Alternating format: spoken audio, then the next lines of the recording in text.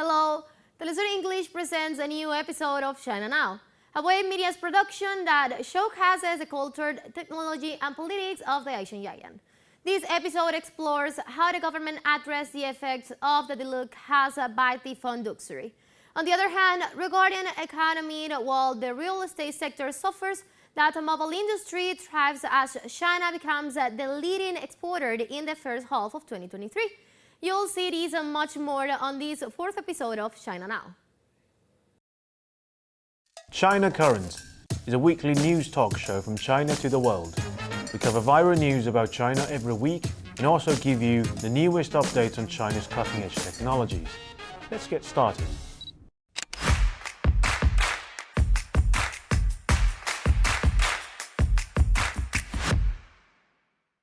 Hi, welcome to China Currents. I'm Chris. From late July to early August, Beijing suffered from unprecedented deluge as Typhoon Doksuri swept across northern China, claiming the lives of 33 individuals. As the floods subsided, reconstruction is underway. In order to help the affected population to get their lives back on track, on August 15th, the Beijing municipal government organized a job fair to provide 3,500 jobs for those affected by the disaster. More than 1,000 individuals found jobs during the event. Zhang Lu, an HR at the job fair, stated the company would also provide temporary accommodation for applicants severely affected by the disaster. In tandem with the government's proactive response, the China Banking and Insurance Regulatory Commission diligently monitored the insurance claims arising from the catastrophe. As of August 15th, 266,000 claims were filed across from 16 disaster-stricken regions. Chinese insurance institutions are currently addressing 145,000 of these claims, surpassing the 2.5 billion yuan mark in total compensation. This substantial financial aid aims to alleviate the burdens faced by the affected population and facilitate their recovery. Next up, let's turn to the Chinese economy. On August 17th, Evergrande Group, one of China's largest real estate developers, has filed for bankruptcy protection in the United States. Evergrande, which owes over $300 billion, has been struggling with the liquidity crisis for months. It has missed multiple bond interest payments since the beginning of this year. The company's debt crisis has sent shockwaves through China's property sector. The Evergrande crisis has a significant impact on global markets. The potential fallout from a full-blown Evergrande default could have far-reaching implications, not just for the real estate sector, but also for financial institutions and economies worldwide. Thanks to mass urbanization, real estate has been one of Chinese economy's driving engines since the millennium. Nevertheless, as the urbanization rate reaches over 60%, the golden days for real estate companies seem to be gone. The government has just issued policies to stop housing speculation, which used to occupy a large chunk of the houses sold in the country. The government's policy shift marks the Communist Party's determination in improving housing inequality. Evergrande is not the only company who found it hard to adapt to the new situation. Country Garden, or Biguiyuan in Chinese, is one of the largest and most successful real estate developers in China. According to various sources, Country Garden is at risk of default due to the lack of liquidity and will be removed from Hong Kong's Hang Seng Index on September 4th. While real estate companies suffer, Chinese automakers, on contrary, are having a good time. According to the latest report, China has become the leading exporter of automobiles in the first half of 2023, with a number of 2.3 million vehicles. The rise in exports comes with the development of electronic vehicles industry and its increasing demand in European and Russian markets. While its top Chinese rival BYD exported more than 80,000 vehicles, Tesla exported more than 180,000 vehicles using its Shanghai facility as an export hub for Asia. Besides, for all Chinese-made vehicles, Russia was the top export destination. Since Russo-Ukrainian conflict broke out in February 2022, Toyota, Volkswagen, and other global automakers shut down Russian factories and pull out of the market. Chinese automakers filled that vacuum. Most Chinese netizens were so thrilled about this report and expressed their expectation for other high-tech Chinese industries to enhance their international competitiveness. Speaking of Tesla, last Monday, Tesla said in a post that he has established a data center in China to localize data storage. That means all data generated from its vehicles sold in mainland China will be stored within China. This announcement follows a report that an airport in Yueyang, Hunan province forbade Teslas to use its parking lot. Airport staff said Tesla's Sentry Mode, which scans its surrounding for suspicious activities, risks compromising sensitive data. The restriction has been lifted as Tesla shifts the data storage from overseas to China. Next up, in a surprising move, the Chinese National Bureau of Statistics has suspended the release of youth unemployment rate for August. This decision comes at a time when China is facing a number of economic challenges, raising questions about the state of the country's economy. Some speculate that the government may be concerned about a potential negative impact on public sentiment if the extent of youth unemployment were to be revealed. Others suggest that the suspension could be a strategic move to reassess and develop more effective policies to address this issue. According to the Bureau, this is because economic and social developments are constantly evolving and require continuous improvements in statistical practices. Labor force survey statistics also need to be further improved and optimized. MBS spokesman Fu Linghui said that in recent years, the number of university students have continued to grow, and the number of students aged between 16 to 24 reached over 65 million in 2022, with a total population of young people in this age group is around 96 million. This phenomenon calls for the improvement of data collection methods to reflect the real situation of the labor market, so as to better serve the nation's development and economic recovery. To solve the unemployment problem, China's State Council has recently issued a statement outlining its guidelines regarding further optimizing the foreign investment environment and intensifying efforts to attract foreign investments. Under the guideline, 24 specific measures in 6 aspects have been put forward, according to the State Council. These aspects include improving the quality of foreign capital utilization, guaranteeing the national treatment of foreign invested companies, strengthening the protection of foreign investment, improving the facilitation of investment and operation, increasing fiscal and tax support, and improving ways to promote foreign investment.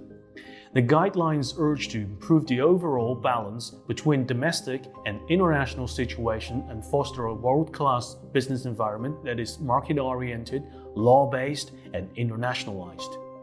A survey conducted earlier this year revealed that the vast majority of foreign-funded companies operating in China were satisfied with the country's business environment.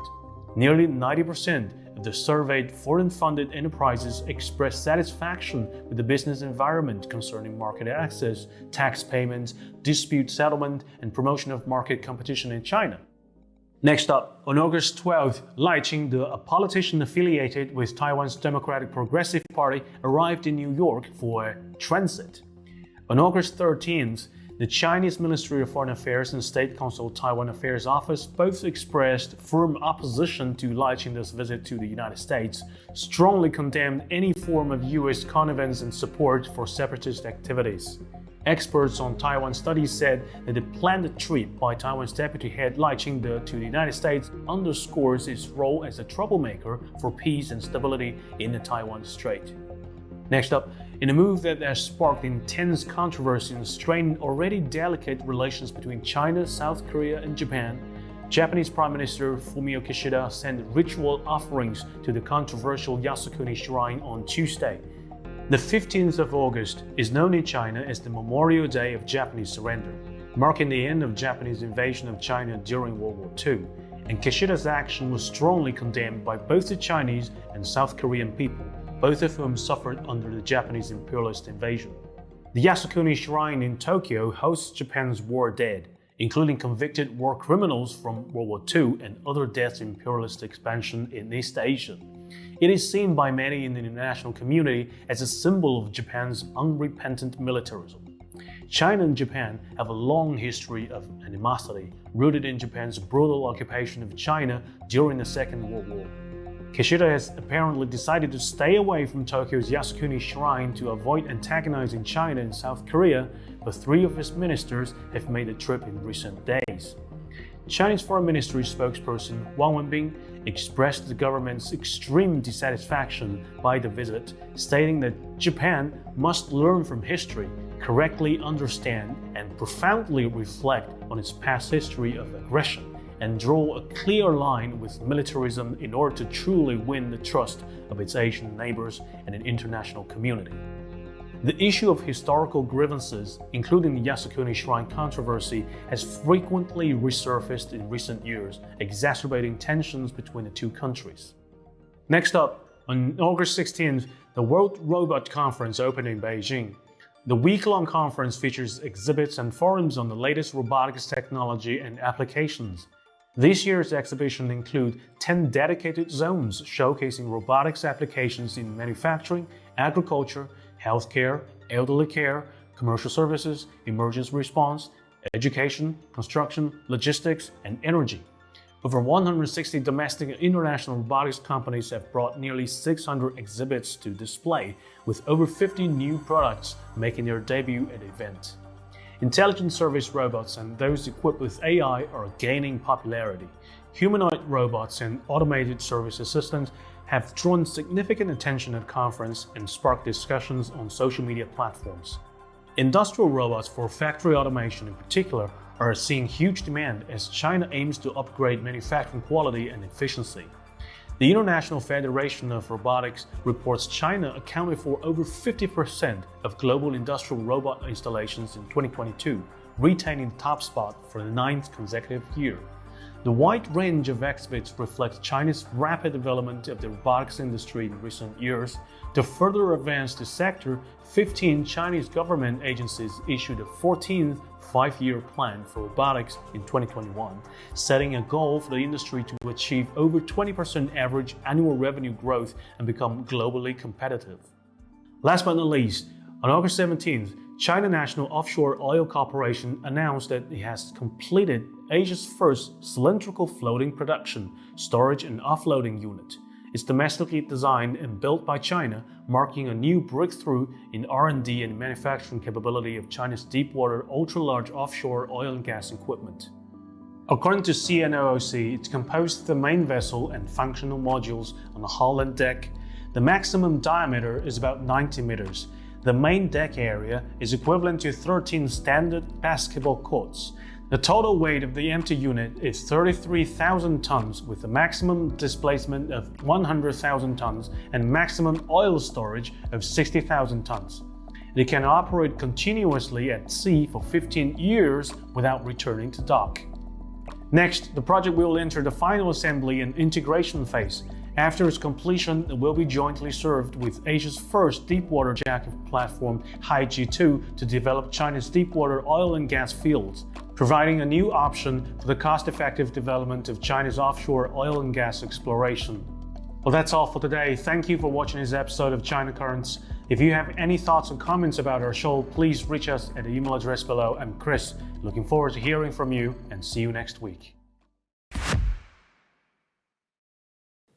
We'll go short break now, but we will be right back. Stay with us.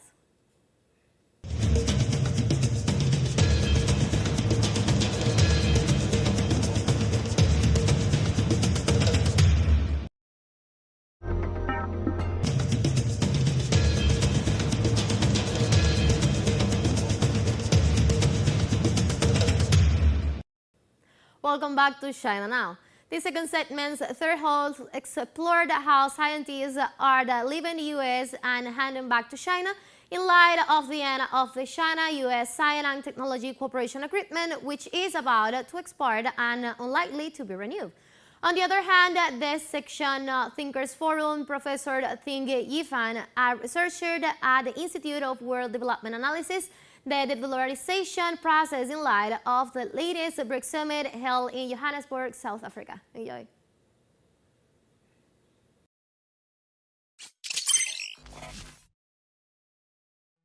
Scientists are leaving the US and heading back to China. On August 27th, the China and US Science and Technology Cooperation Agreement is set to expire. For the past 44 years, it has established cooperations in areas such as environmental science, agriculture science, physics, and chemistry between the two countries. However, chances of renewal is slim, and it has worried many in the US. The Wall Street Journal has warned that cutting research ties with China will threaten American progress in critical areas. With their own agendas in mind, those in the Capitol Hills are unlikely to answer the call. But what they don't realize is that these hurdles are forcing Chinese scientists to make up their minds on a tough decision. Recently, renowned biochemist Guan Kunliang, formerly a distinguished professor at the University of California, San Diego, announced his return to China to join Westlake University. Many other top scientists have also chosen to leave the United States and go back to China. Zhu Zongchun, a computer scientist from the University of California, and Xie Xiaoliang, former Harvard professor and a biophysical chemist, are also returning to China. Given the tense relation between the two countries and the intense scrutiny of Chinese researchers in the US, the number of Chinese scientists leaving the United States has surged dramatically in the last decade. According to a report last month in Proceedings of the National Academy of Science, the number of Chinese scientists leaving the US for China or elsewhere increased from 900 in 2010 to 2,621 in 2022. Among them, the rate of return accelerated between 2018 and 2021. The Wall Street Journal reported that in 2021, more than 1,400 Chinese scientists gave up academic or corporate posts in the United States, with many even abandoning tenure positions to return to China. Although this number accounts for a small fraction of Chinese scientists in the United States, the rapid overall growth in data still reflects the growing concerns among researchers. An important driver for the return of Chinese scientists was the China Initiative launched by the Trump administration in 2018. During the initiative, the FBI started a new case on the so-called counterintelligence case every 10 hours. A large number of Chinese scientists, university professors, corporate executives, and other technical talents were investigated as criminal suspects. Although the Biden administration put a stop to this particular policy after taking office, he has nevertheless significantly stepped up the technology war and blockade against China. Recently, he introduced the new laws limiting investment in Chinese tech sectors, making life harder for Chinese researchers. In the PNAS survey, more than one-third of Chinese scientists felt unwelcomed in the United States. 72% felt unsafe as academic researchers. About 70% were fearful of US government investigations into researchers of Chinese descent. And 61% admitted having considered opportunities outside of the United States. Even Americans themselves believe that in the long run, the sustained loss of talent could have a major detrimental impact on US scientific research. The United States and China are each other's #1 partners in scientific research, and collaborative research between the two countries has constantly ranked among the most cited papers in all fields. In some areas, the US relies more heavily on China than China on the US, for example, nanotechnology and telecommunications. But data shows that cooperative output between them has fallen by 15% since 2022. At the same time, China has seen significant growth in global scientific research. The Nature Index, a reputable indicator of scientific research output, confirms China's growing dominance. Between 2015 and 2021, China's contribution to the Nature Index continued to rise. By 2022, it has surpassed the United States for the first time. China is also recruiting overseas talent as well as increasing investment in research and development. It is speeding up progress in new energy, artificial intelligence, biotechnology, and quantum. Patterns of international cooperation are changing. Moving forward, it remains to be seen how these changes will impact global research partnership and innovation. But for now, we can confirm that Chinese scientists leaving the United States is bad news for Washington.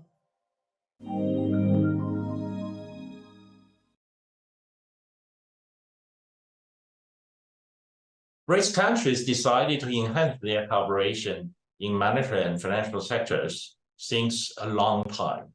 This time, at a BRICS summit in South Africa, they were publicly again emphasize on this sector, on these issues, which triggered a lot of rumors about de-dollarization, about the creation of a common currency within the BRICS countries. But we should recognize that the de-dollarization process started a long time ago with the birth of euro. The birth of euro marked a very important step in the process of de-dollarization. In the 1970s, Western European countries suffered a lot with the collapse of the Bretton Woods system. While originally, during the time of the Bretton Woods system, the US dollar was pegged to the gold prices. So there is a fixed exchange rate between US dollars and gold price that ensures dollar's stability. At that time, the price between the US dollar and the gold is $35 against 1 ounce of gold. Well, today we know that the price is more than $1,900 1 ounce of gold. So you can imagine the depreciation, the devaluation of these dollars along this road. That's why dollar is no longer a stable currency. While in the old days, the US dollar was very practical. So every country uses US dollars for their international settlements, for international trade, for cross-border investments, because the US dollar is really a convenient currency. But in recent years, the situation started to change because the US attempted to weaponize the US dollar, to use the US dollar as a weapon to sanction other countries. For example, when the United States withdrew from Afghanistan, and then he decided to freeze Afghanistan's central bank's assets in the United States. Then they even decided to confiscate some of these financial assets in the United States and redistribute it as they wanted for other purposes. So that created a lot of concerns. After Ukrainian crisis, the United States decided to freeze assets of the Russian central bank in the US. And then that steered a lot of countries that have huge trade deficits, and those countries hold a lot of foreign reserves, especially US dollars. And countries like Japan or Middle East countries, those oil-producing countries, they are big holders of US dollar assets. So they get very concerned by the behavior of the US government vis-a-vis Russia, with Afghanistan, with these other countries. So they are taking measures to keep some distance with US dollars. This process is called de-dollarization. The de-dollarization, to some extent, is caused by US government behavior, because all these countries have to take measures to safeguard their financial assets. So they have to ensure their financial assets security.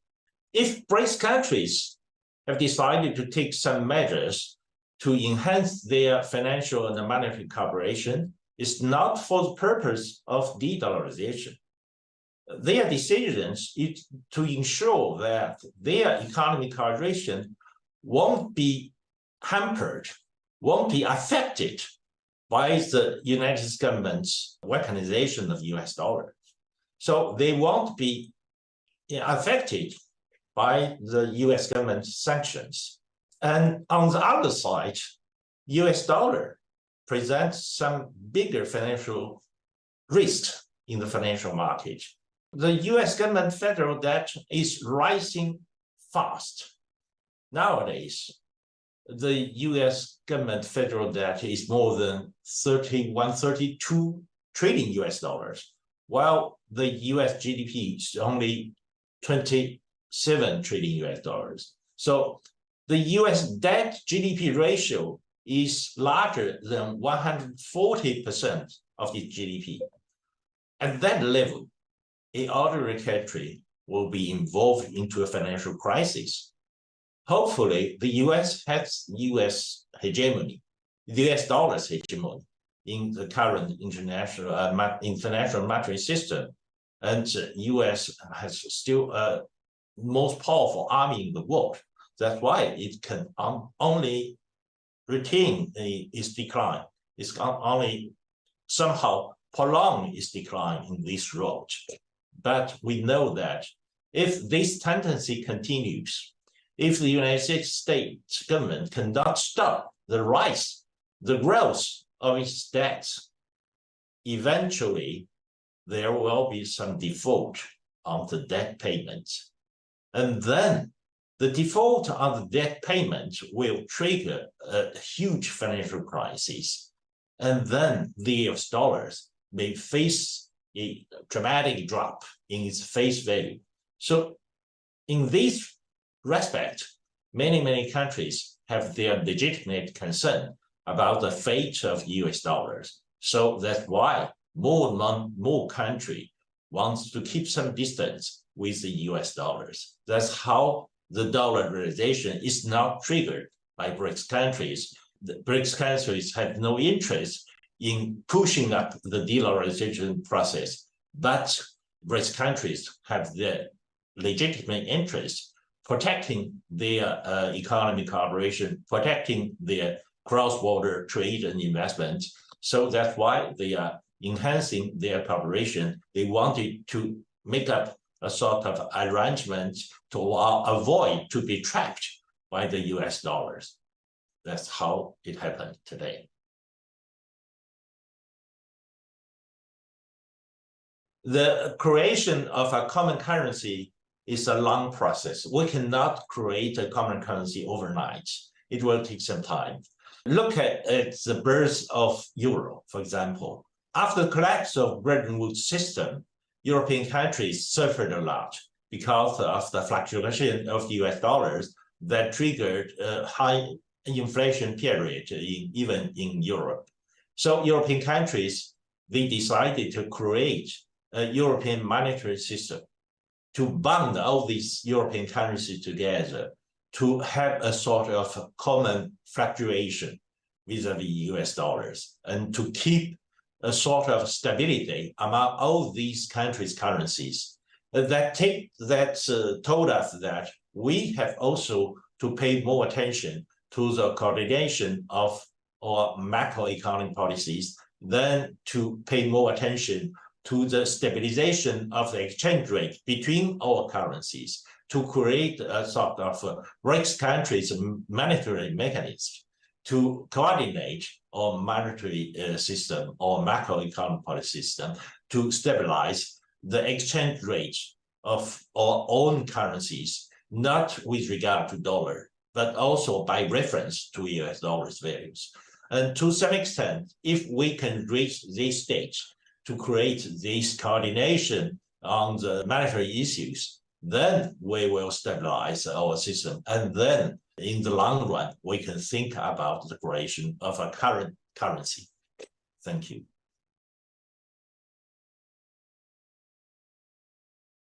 So the question about BRICS countries' enlargement is very interesting because BRICS countries' mechanisms have become so successful that more and more developing countries, especially those fast developing countries, those emerging economies, wanted to join BRICS countries. That's why in recent years, BRICS countries have invented a BRICS Plus mechanism. Every year, when BRICS leaders meet together, they will invite one or two countries' leaders to join them and to debate all these global issues and BRICS countries issues and global South development issues. So BRICS Plus becomes a routine mechanism of BRICS countries' cooperation. And this year, as the BRICS Summit will take place in South Africa, the South African president have taken a very important initiative to invite all African countries' leaders to join BRICS leaders to conduct a sort of meeting, a summit meeting between BRICS and other African countries. That will be a very innovative behavior because BRICS country is becoming a sort of leader of these global South countries. Global South countries is more and more interested by those kind of economic cooperation based not upon a single leader, but upon a partnership. The characteristics of BRICS countries is partnership. All these BRICS countries are partners in their cooperation. So partnership is a key characteristic of BRICS countries. And then more and more countries will engage into deeper cooperation with BRICS countries. So also upon the basis of partnership. So that will enhance the cooperation among BRICS countries and other global South countries. But as those BRICS countries among themselves didn't reach some consensus about who to include in the future into the BRICS ranks, that's why so far the BRICS Plus is still the mechanism accepted by all members of the BRICS.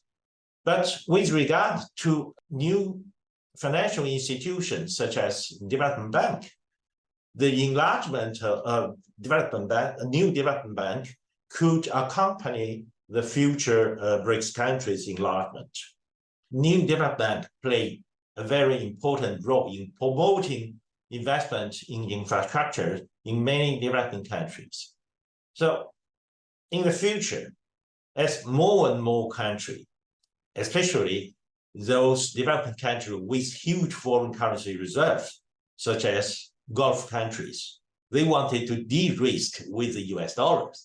So they wanted to participate in New Development Bank, to participate in the funding of those developing countries. We may consider enlarging our New Development Bank first to invite countries that wanted to contribute more to the capitalization of a New Development Bank. Then New Development Bank will be enabled to lend more development funds to needed countries in those global souths. So that will be a critical and practical step that BRICS countries can take in the direction of future enlargement.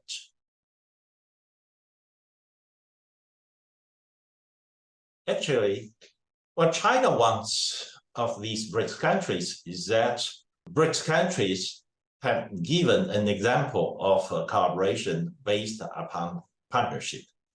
So unlike the Western coalition, which have always leaders, the BRICS countries showed another example of multipolarity. In a multipolar world, the world should not be led by someone. If the world is led always by leaders, it's called unipolar world. It's not multipolar world. In a multipolar world, the relationship among all these countries, among all these economies, is called partnership.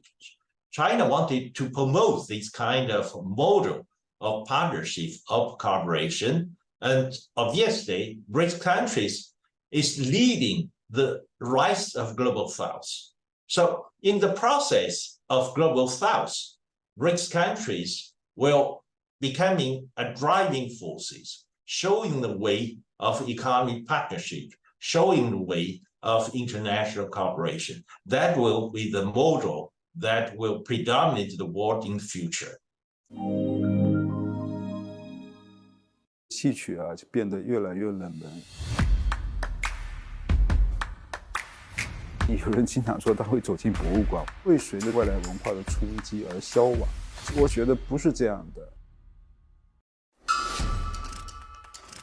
我们不要去丢了观众，要主动出击，去寻找市场。我是一个不太安分的人。19年辞职，接下来就是3年的疫情。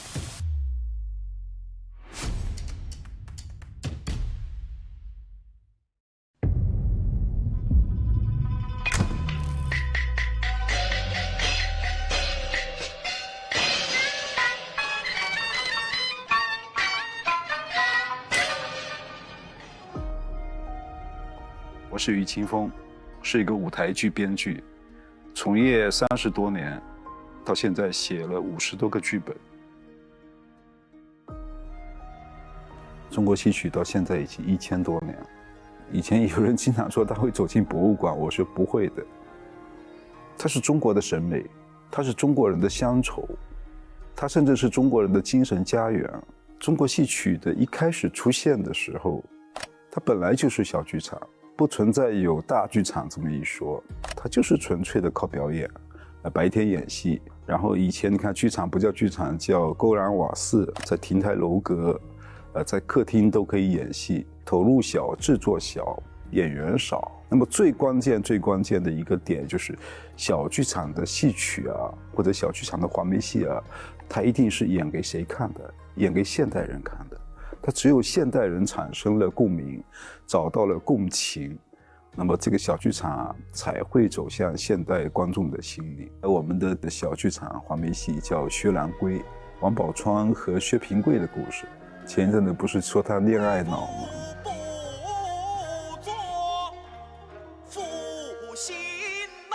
那这个故事也一样，王宝钏本来就是富贵人家出身的，她嫁给了一个薛平贵，她跟家庭决裂了。既然如此，父女情分了断，老夫与你击掌为师。然后住进了寒窑。薛平贵说：“你这样嫁给我，你是一点面子都没有了，我要为你把面子给争回来。”结果他就出去闯荡去了，这一去就是18年。王宝钏在这18年，把周围多少里地的野菜都吃完了，把那个井水都喝干了，对吧？薛平贵回来还带了一个公主回来，就是二房。小妹带赞，拜见宝钏姐姐。回来一见面以后，然后薛平贵啪带给王宝钏就是第一4个字：荣华富贵。他突然在想，我18年前我嫁给你薛平贵的时候，我不就是荣华富贵吗？最后王宝钏给了薛平贵面子，跟随他登殿受封。18天以后，王宝钏抑郁而死。很多剧本是男性立场，我们只不过还原真实的人性，是人本主义，是人的一种人心、人情、人性，是这样的一个结合体。是吧？真是一个好数字啊！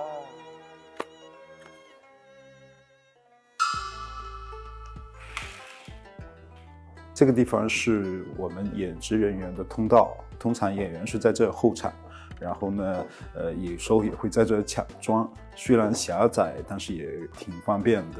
然后我们这边还有2个化妆间，化妆间呢就是容纳的人数不多，但是我们通常演的都是小剧场的戏剧，所以呢，演职人员也够用。接下来去我的办公室看一下。这些年做戏曲演出赚到钱了吗？挣到一些小钱。我是一个不太安分的人，我是2次离开体制。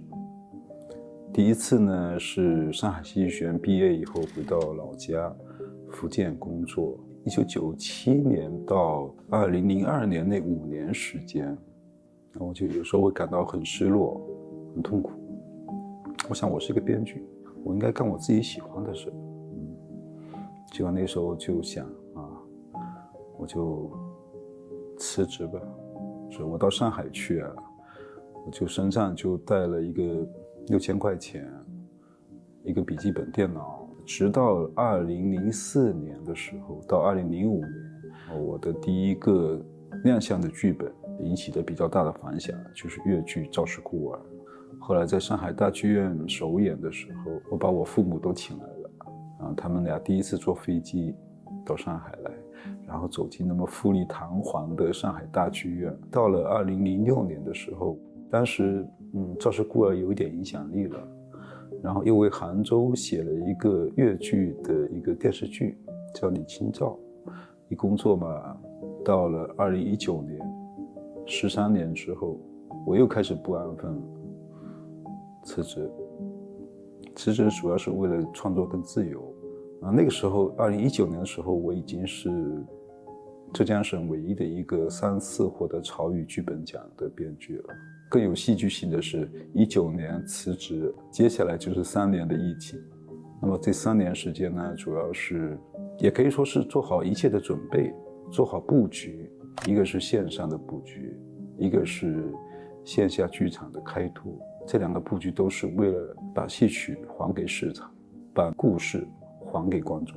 我经常说一句话，我说这个上世纪80年代之前，戏曲是中国最大的文化产业。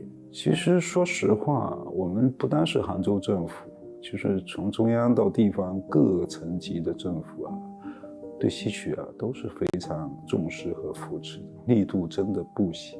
那这个时候呢，我们在想一个问题，就是我们不要去丢了观众，不要去丢了市场，不要躺在温室里，所以要主动出击，去寻找市场。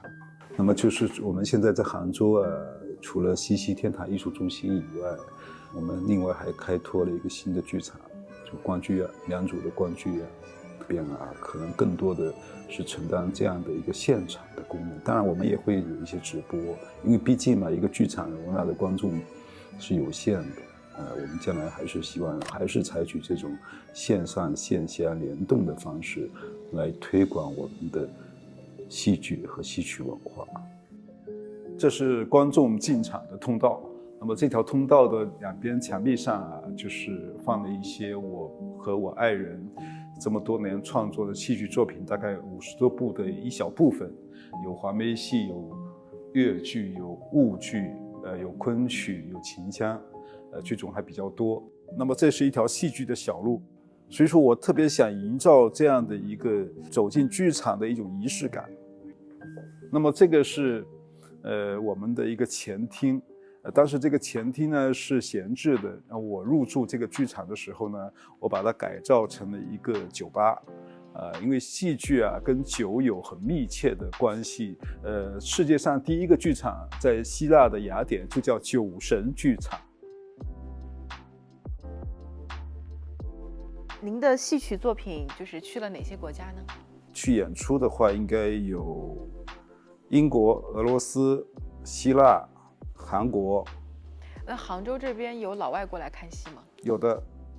原来我们西溪天堂艺术中心在疫情之前就很多老外来看戏，看完戏还要喝2杯。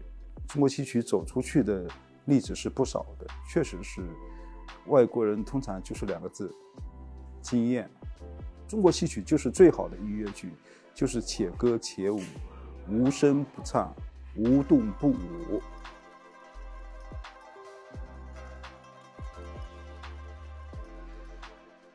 经常有人在说汤显祖是中国的莎士比亚，我是非常反对这样的话。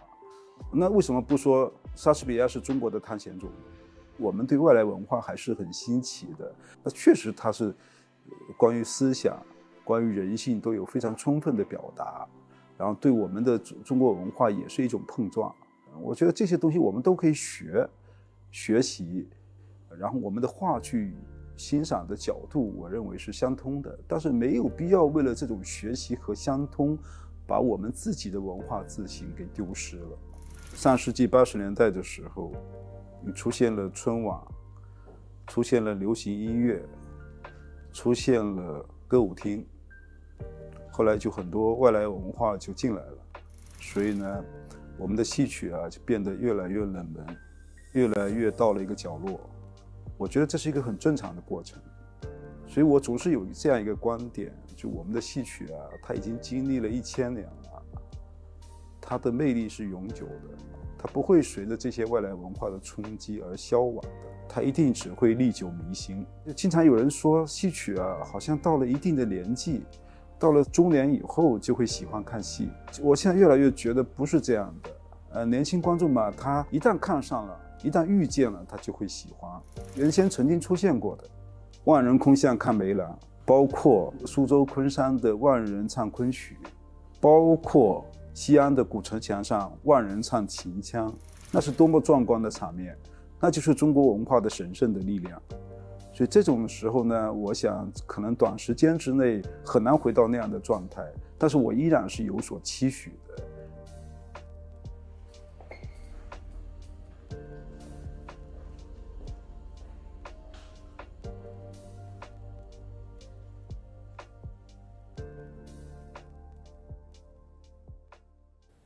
And this was another episode of China Now, a show that opens a window to the present and future of the Asian giant.